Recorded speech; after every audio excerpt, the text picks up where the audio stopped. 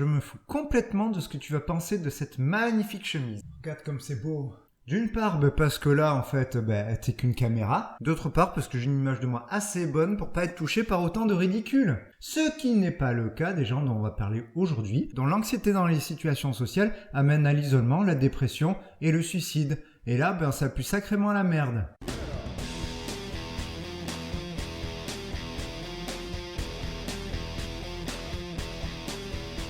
Alors le trouble anxieux social, c'est ce qu'on appelait un peu avant la phobie sociale.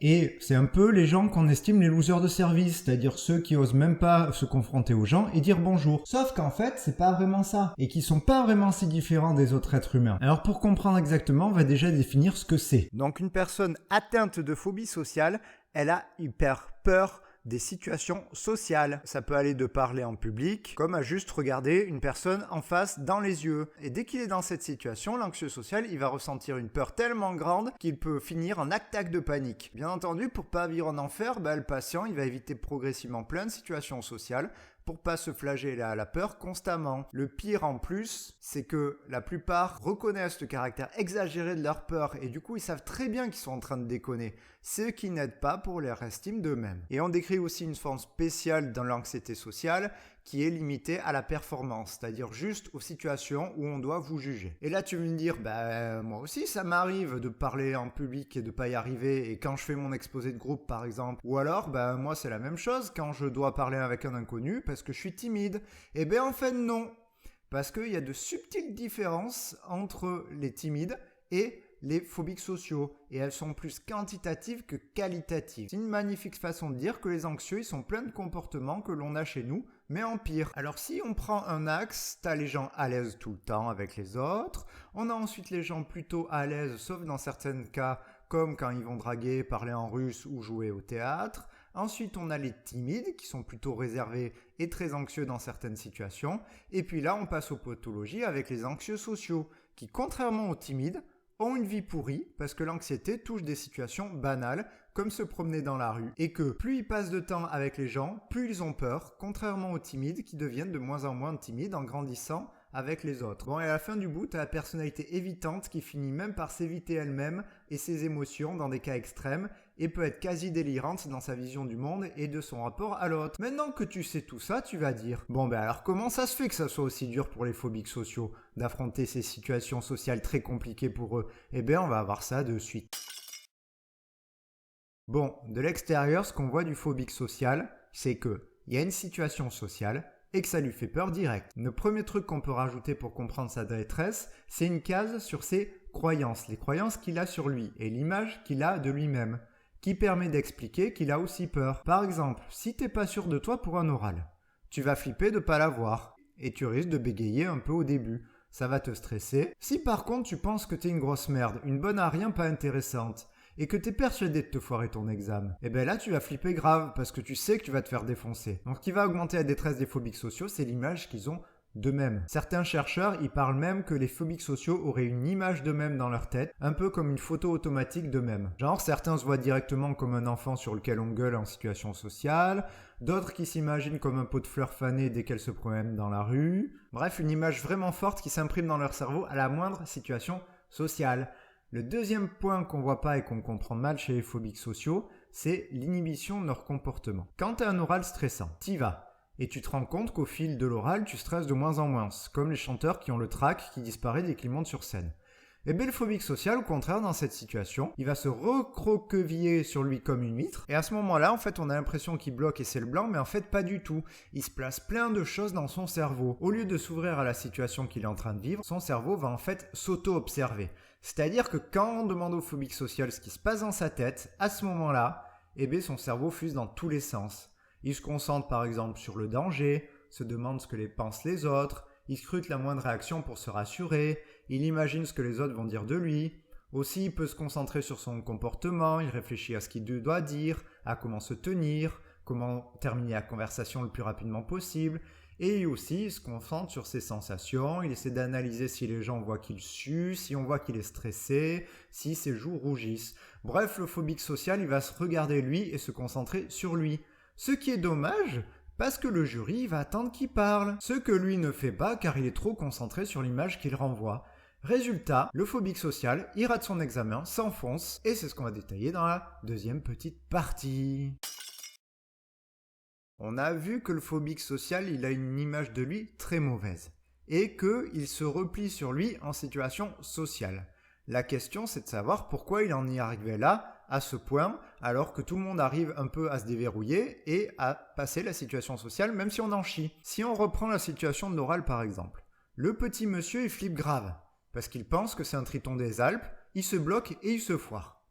Évidemment, il n'est pas fier de lui, et il va ruminer pendant des heures. Ce qui est une caractéristique fortement présente chez les anxieux sociaux. Ça leur suffit pas de souffrir dans la situation, faut continuer à se flageller après en repassant en boucle tout ce qui n'allait pas à l'oral. Du coup, le pauvre, il défonce l'image qu'il a de lui, ce qui fait que quand il va se retrouver dans la situation qu'il a déjà vécue, son image de lui sera encore plus catastrophique, il va flipper encore plus vite, et ça va empirer son problème. Et encore là, c'est gentil, à force de se planter, il va se mettre à anticiper les situations qu'il gère pas. Et là, il flippera avant même que la situation elle arrive. Donc, il va fuir et empirer encore plus son image d'incapable pour au final finir par ne plus du tout se confronter à rien et ne pas sortir de chez lui, de peur de croiser le facteur qui va le trouver con d'être gêné de dire bonjour. Et à force de confrontation négative, la personne s'enfonce dans la phobie sociale. Alors, on peut prendre l'exemple de quelqu'un qui rougit par exemple. Donc lui, il a l'impression que s'il rougit, il va renvoyer l'image de quelqu'un de faible et qui est pas sûr de lui. Donc le problème, c'est que quand on est gêné, on rougit. Donc il arrive dans la situation où il parle avec quelqu'un, il a peur, donc forcément, il rougit. Et au lieu de parler à la personne qu'il est en train de draguer ou à son copain, eh bien en fait, il va se concentrer vachement sur le rougissement. Il va essayer de trouver des stratégies, par exemple en mettant ses mains sur sa bouche, ou alors en allant se repoudrer le nez avec un peu de verre. Et donc, il va surtout se concentrer non pas sur la conversation, mais sur le fait qu'il renvoie une image de quelqu'un de faible et de quelqu'un sur lequel on ne peut pas compter. Du coup, effectivement, son pote qui avait besoin d'aide, il va juste voir quelqu'un qui est incohérent à côté de lui, et il va effectivement passer pour quelqu'un qui ne peut pas aider son pote. Évidemment, pendant des heures, après, il va se dire « Mais oui, j'ai pas su l'aider et tout, je suis vraiment pas fiable, j'avais raison et tout. » Et puis les gens, ils le voient sur mon visage, dès que je rougis, patati et patata. Et là, tu t'imagines bien que quand il va revoir son pote, il va pas se sentir très à l'aise, donc il va rougir encore plus. Il faut voir aussi que ce qui joue beaucoup dans la phobie sociale, c'est des prédispositions génétiques et environnementales qui viennent donc d'en dehors de toi-même. Par exemple, pour l'inhibition du comportement. On a remarqué que ça pouvait être dans le tempérament des personnes et des enfants dès le plus jeune âge. Tu sais, c'est le truc que quand quelqu'un te regarde faire quelque chose et que du coup tu flippes et que tu bloques et que tu perds un peu tes moyens. Eh bien, on a remarqué qu'il y a des gens qui étaient hypersensibles à ça, qui vont bloquer très fortement à partir du moment où ils sont regardés. Et ça, dès leur plus tendre enfance.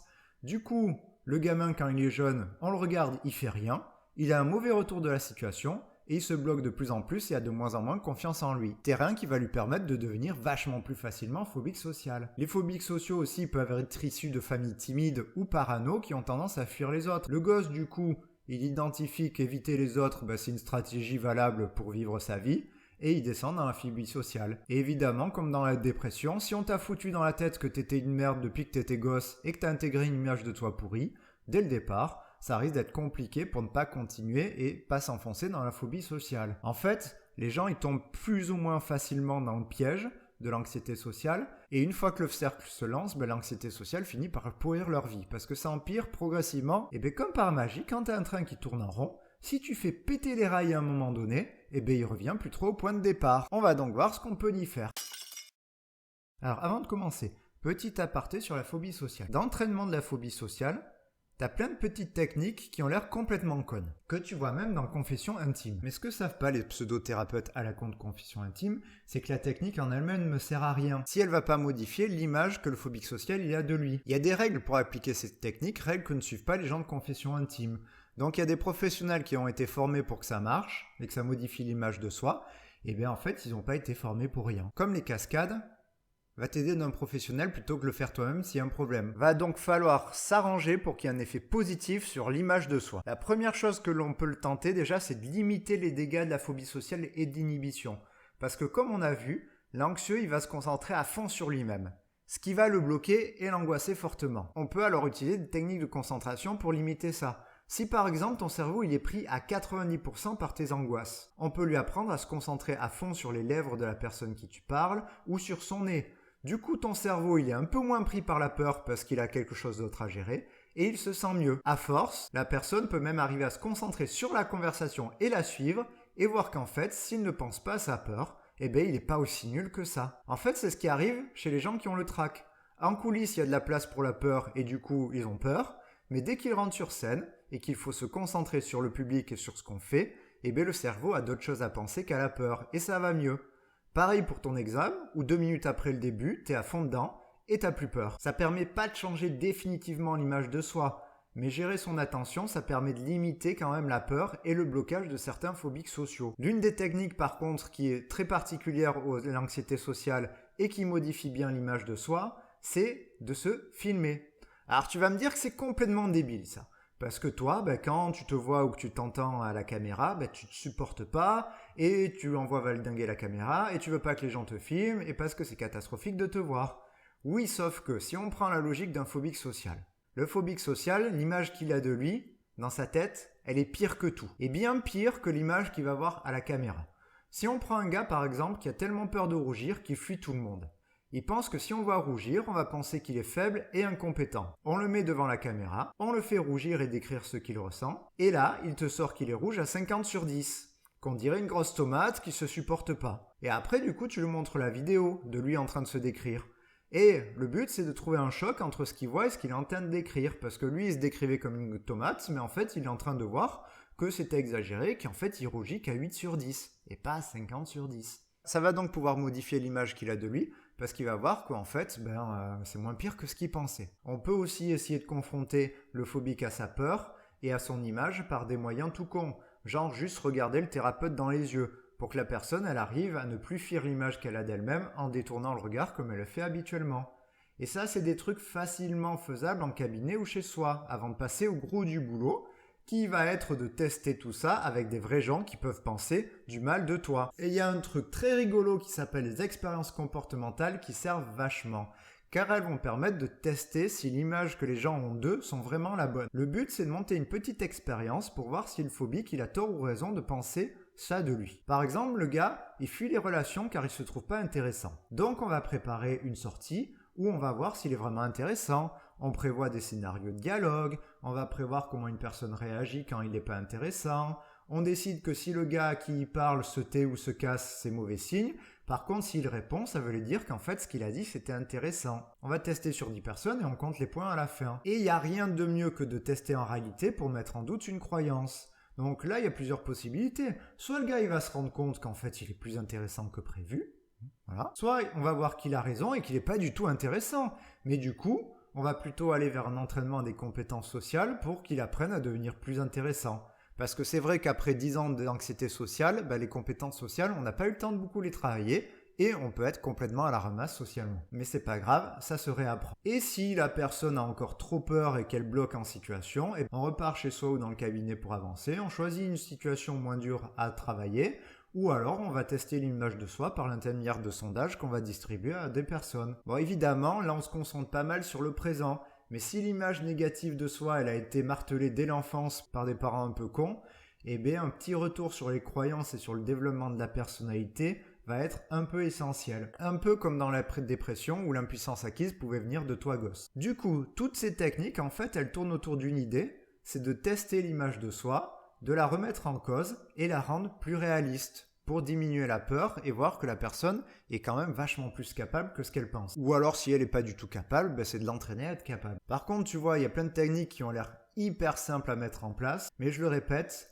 c'est pas en forçant un phobique à te regarder dans les yeux ou à le forcer à sortir pour parler à des gens que ça va marcher. Il faut vachement bien préparer le truc pour que le phobique il comprenne ce qu'on est en train de faire et que le but c'est de tester l'image qu'il a de lui et de le faire en sécurité pour pas qu'il sente qu'il va se prendre des gros coups dans la gueule. Sinon tu vas finir par faire des trucs qui vont empirer son cas comme les gars de Tellement Vrai. Voilà, ça c'était pour la phobie sociale. Donc maintenant tu vois que c'est pas des losers, c'est juste des gens qui se sont enfermés, qui se bloquent dans les situations sociales et que c'est assez difficile à s'en sortir parce que d'une part il faut accepter d'aller voir des gens ou au moins un thérapeute pour se faire soigner. Ce qui est compliqué d'aller avouer des faiblesses et d'avoir besoin d'aide quand on est quelqu'un qui a une image de soi assez catastrophique. Si tu veux plus te renseigner, je te fous toutes les informations scientifiques dans la description et aussi une petite bibliographie.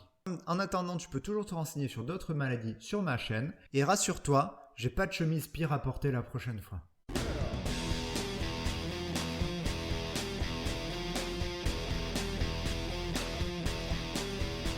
Il y a aussi quelques chansons de Leslie que j'aime bien. Ce qui, pour un mec de 30 ans, fout un peu la honte. Je crois que je peux prendre encore un peu des ridicules dans la gueule.